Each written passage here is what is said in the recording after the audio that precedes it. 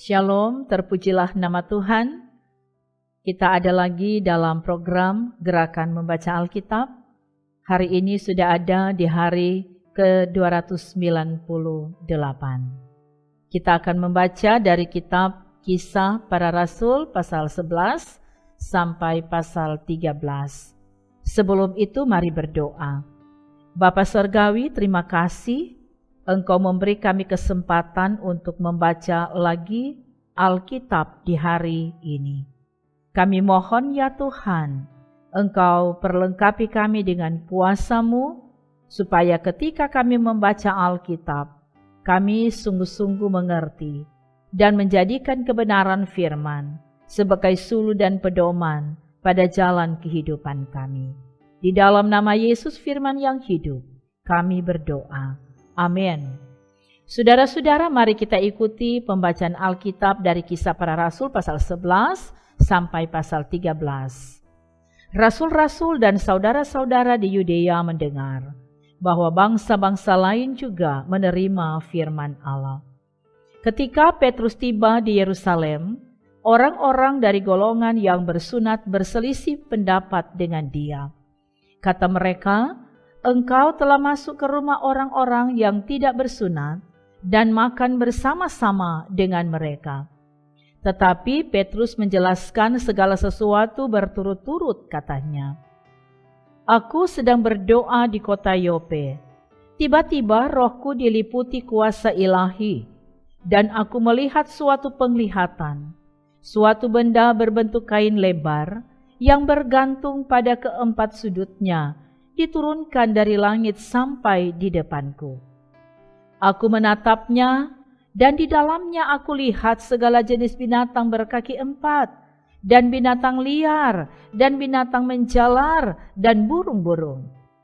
Lalu aku mendengar suara berkata kepadaku, 'Bangunlah, hai Petrus, sembelihlah dan makanlah.' Tetapi aku berkata, 'Tidak Tuhan, tidak, sebab belum pernah sesuatu yang haram dan yang tidak tahir masuk ke dalam mulutku.' Akan tetapi untuk kedua kalinya suara dari sorga berkata kepadaku, 'Apa yang dinyatakan halal oleh Allah, tidak boleh engkau nyatakan haram.' Hal itu terjadi sampai 3 kali, lalu semuanya ditarik kembali ke langit. Dan seketika itu juga 3 orang berdiri di depan rumah, di mana kami menumpang. Mereka diutus kepadaku dari Kaisarea. Lalu kata Roh kepadaku, 'Pergi bersama mereka dengan tidak bimbang.' Dan 6 saudara ini menyertai aku. Kami masuk ke dalam rumah orang itu. Dan ia menceritakan kepada kami bagaimana ia melihat seorang malaikat berdiri di dalam rumahnya dan berkata kepadanya, 'Suruhlah orang ke Yope untuk menjemput Simon yang disebut Petrus. Ia akan menyampaikan suatu berita kepada kamu yang akan mendatangkan keselamatan bagimu dan bagi seluruh isi rumahmu.' Dan ketika aku mulai berbicara, turunlah Roh Kudus ke atas mereka, sama seperti dahulu ke atas kita. Maka teringatlah aku akan perkataan Tuhan, 'Yohanes membaptis dengan air, tetapi kamu akan dibaptis dengan Roh Kudus.' Jadi jika Allah memberikan karunia-Nya kepada mereka, sama seperti kepada kita pada waktu kita mulai percaya kepada Yesus Kristus, bagaimanakah mungkin aku mencegah dia?" Ketika mereka mendengar hal itu, mereka menjadi tenang, lalu memuliakan Allah, katanya. Jadi, kepada bangsa-bangsa lain juga Allah mengaruniakan pertobatan yang memimpin kepada hidup. Sementara itu banyak saudara-saudara telah tersebar karena penganiayaan yang timbul sesudah Stefanus dihukum mati. Mereka tersebar sampai ke Fenisia, Siprus, dan Antioquia. Namun mereka memberitakan Injil kepada orang Yahudi saja. Akan tetapi di antara mereka ada beberapa orang Siprus dan orang Kirene yang tiba di Antiokhia dan berkata-kata juga kepada orang-orang Yunani dan memberitakan Injil bahwa Yesus adalah Tuhan.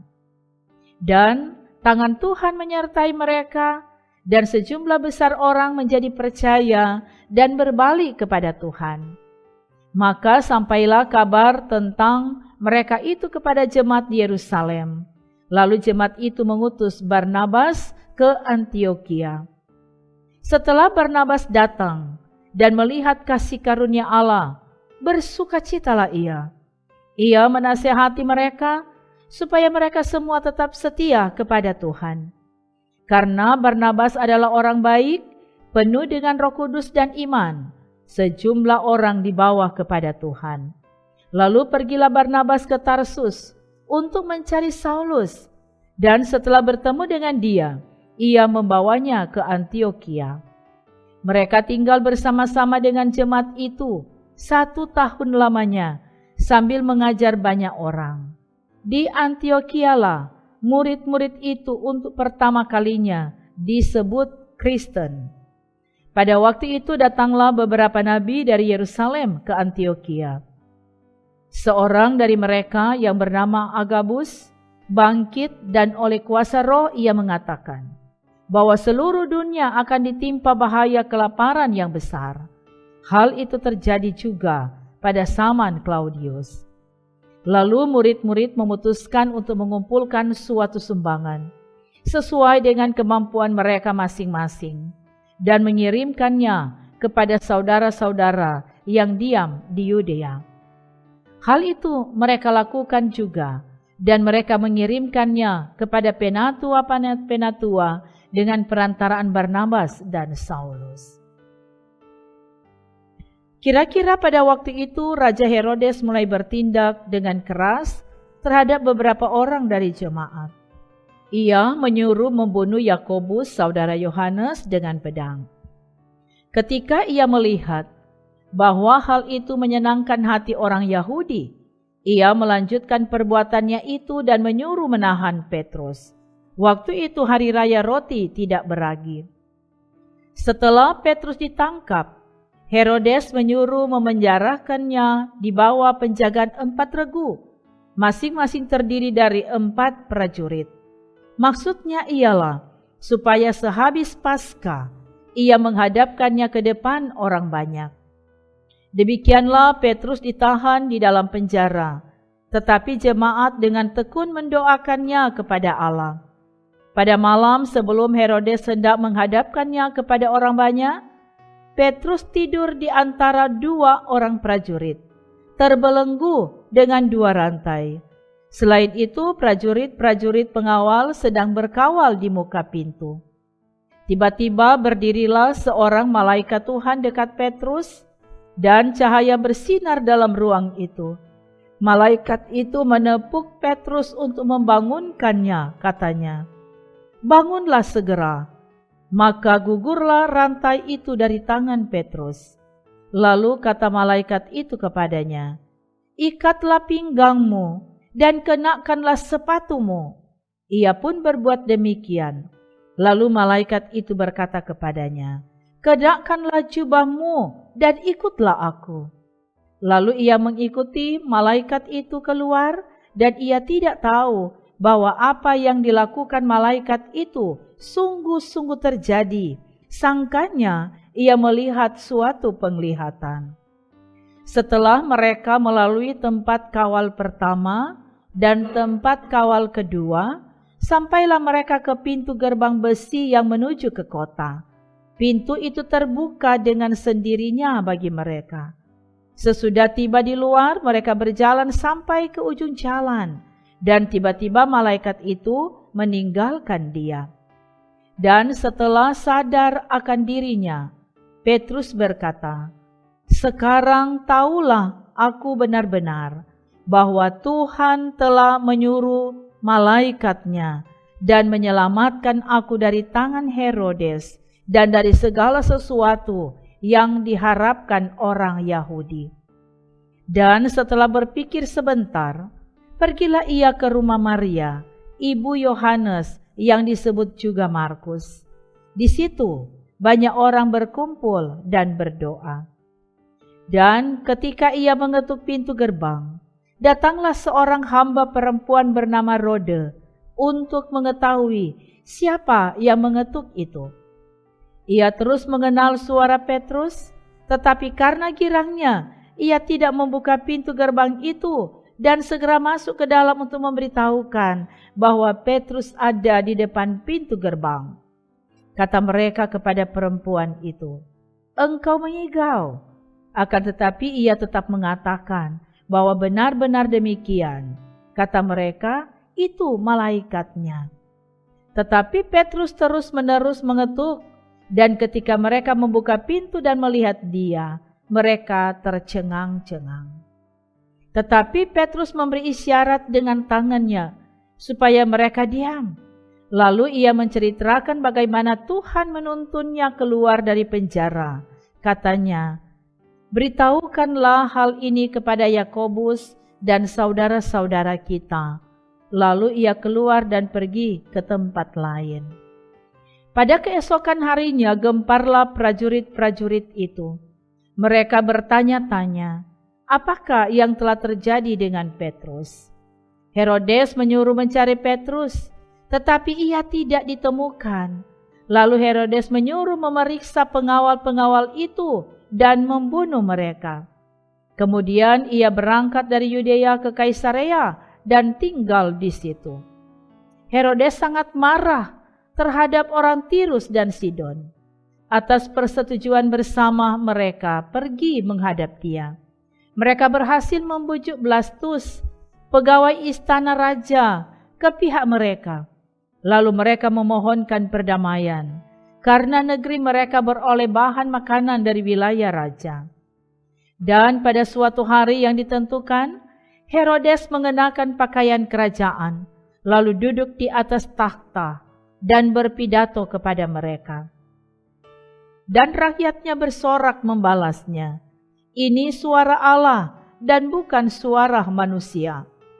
Dan seketika itu juga, ia ditampar malaikat Tuhan, karena ia tidak memberi hormat kepada Allah. Ia mati dimakan cacing-cacing. Maka firman Tuhan makin tersebar dan makin banyak didengar orang.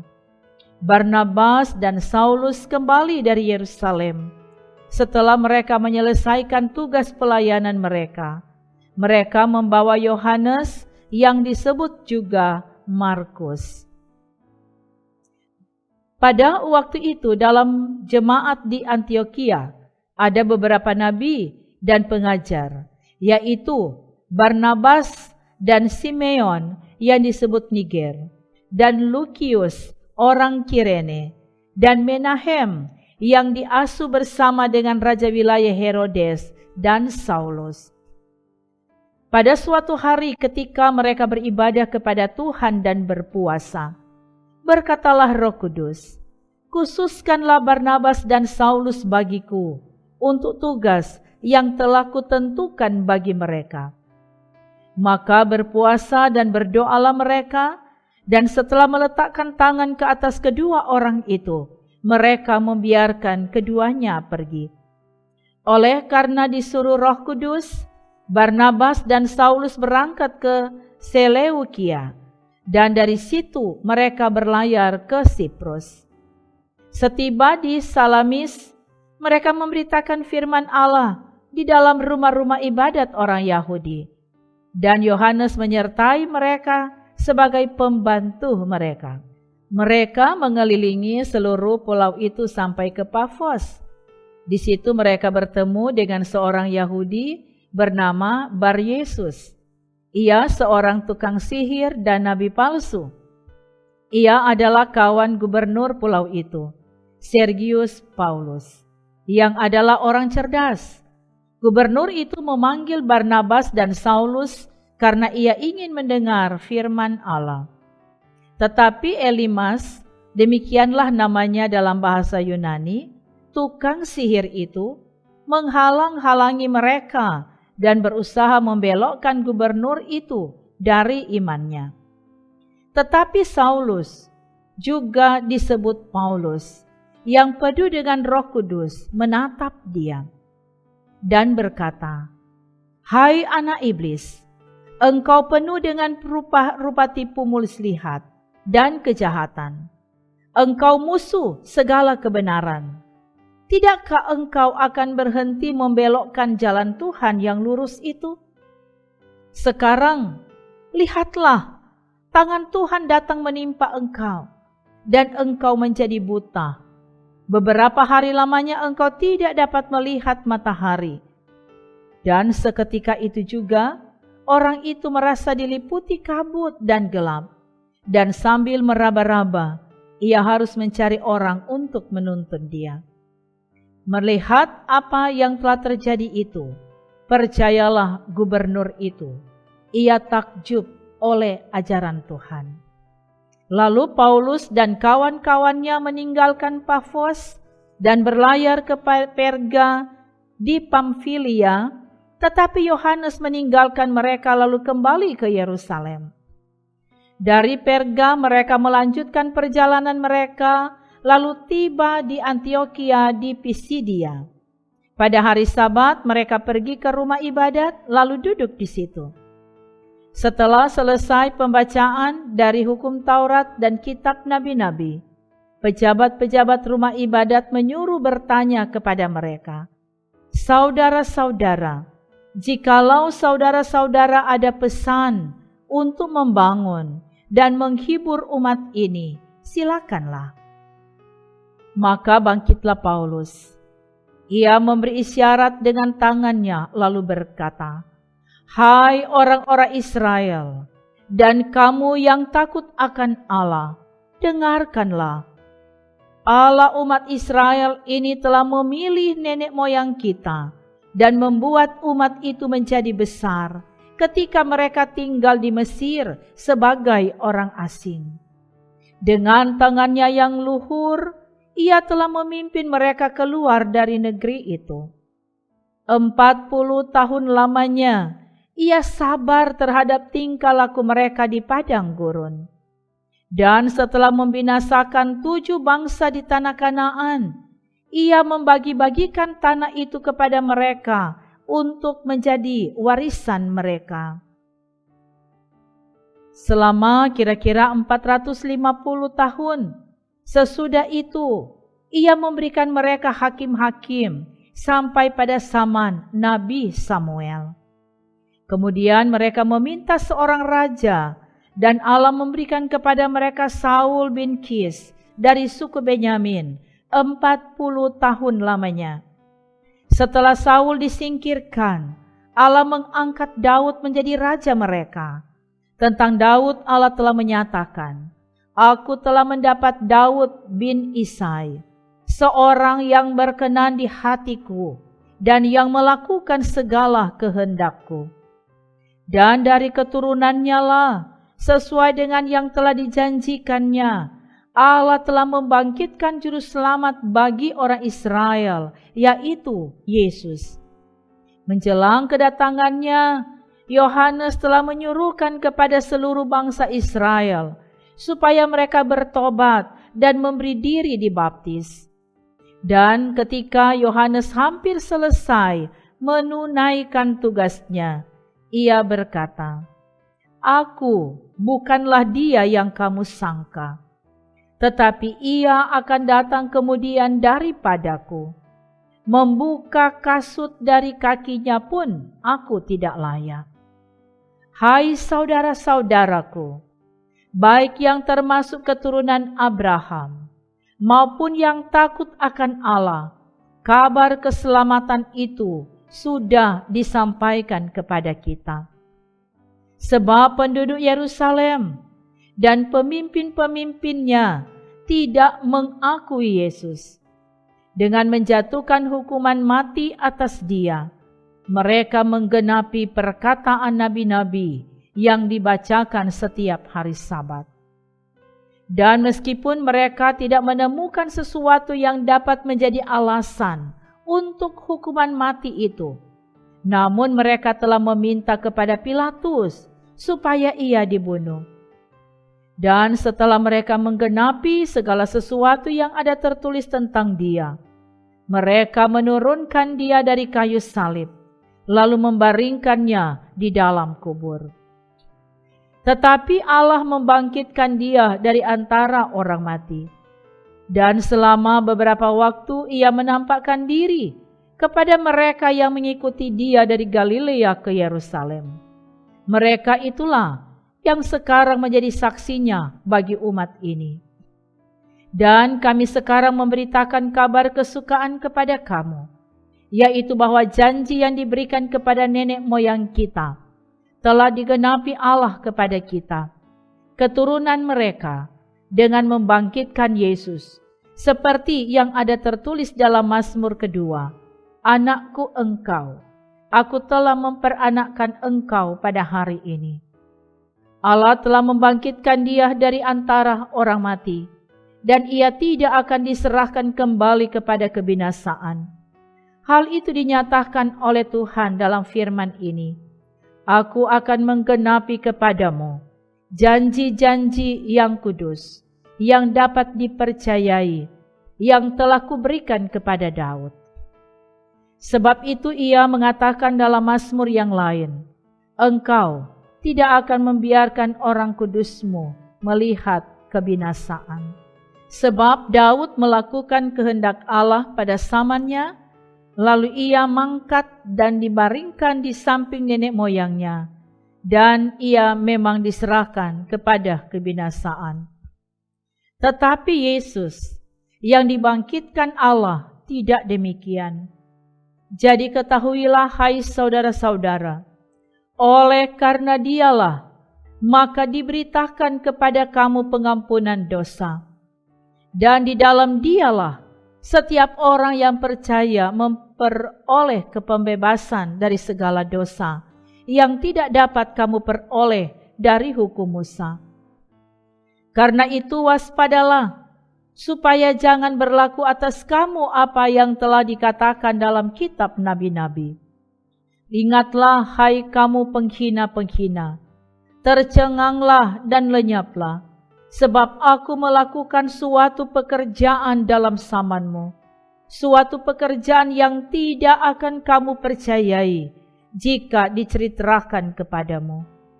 Ketika Paulus dan Barnabas keluar, mereka diminta untuk berbicara tentang pokok itu pula pada hari Sabat berikutnya. Setelah selesai ibadah, banyak orang Yahudi dan penganut-penganut agama Yahudi yang takut akan Allah mengikuti Paulus dan Barnabas. Kedua rasul itu mengajar mereka dan menasihati supaya mereka tetap hidup di dalam kasih karunia Allah. Pada hari Sabat berikutnya, datanglah hampir seluruh kota itu berkumpul untuk mendengar firman Allah. Akan tetapi, ketika orang Yahudi melihat orang banyak itu, penuhlah mereka dengan iri hati, dan sambil menghujat, mereka membantah apa yang dikatakan oleh Paulus.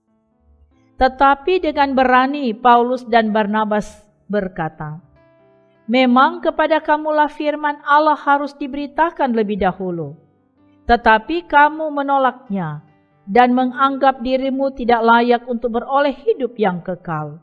Karena itu, kami berpaling kepada bangsa-bangsa lain. Sebab inilah yang diperintahkan kepada kami. Aku telah menentukan engkau menjadi terang bagi bangsa-bangsa yang tidak mengenal Allah, supaya engkau membawa keselamatan sampai ke ujung bumi." Mendengar itu bergembiralah semua orang yang tidak mengenal Allah, dan mereka memuliakan firman Tuhan, dan semua orang yang ditentukan Allah untuk hidup yang kekal menjadi percaya. Lalu firman Tuhan disiarkan di seluruh daerah itu. Orang-orang Yahudi menghasut perempuan-perempuan terkemuka yang takut akan Allah dan pembesar-pembesar di kota itu, dan mereka menimbulkan penganiayaan atas Paulus dan Barnabas dan mengusir mereka dari daerah itu. Akan tetapi Paulus dan Barnabas mengebaskan debu kaki mereka sebagai peringatan bagi orang-orang itu, lalu pergi ke Ikonium. Dan murid-murid di Antiokhia penuh dengan sukacita dan dengan Roh Kudus. Demikian bacaan Alkitab di hari ini. Mari berdoa. Terima kasih Bapa Sorgawi. Kebenaran firman sudah kami baca di hari ini. Kiranya ini terpahami dengan baik. Iman kami semakin bertumbuh dan menghasilkan buah dalam tindakan hidup kami yang benar, sesuai dengan kehendak Tuhan.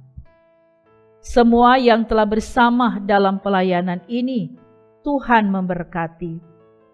Tim multimedia dan juga semua orang yang mengikuti pelayanan ini. Terima kasih Bapa, dalam nama Yesus kami berdoa. Amin. Demikianlah pembacaan Alkitab di hari ini. Kami berterima kasih karena saudara-saudara setia mengikuti pembacaan Alkitab dalam program Gerakan Membaca Alkitab Gemi Bukit Moria Rike Manado. Sekali lagi kami ucapkan terima kasih. Kita percaya berkat Tuhan akan selalu menjadi bagian kehidupan kita. Demikian, Tuhan memberkati. Shalom.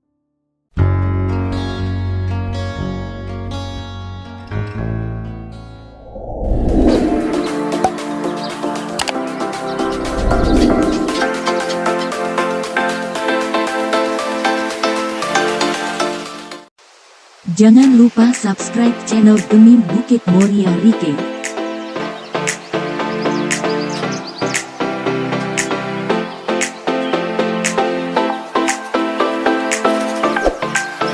Dan nyalakan lonceng di samping kanan untuk memperoleh info terbaru mengenai ibadah-ibadah yang dilaksanakan. Salam sehat. Tuhan Yesus memberkati kita semua. Shalom.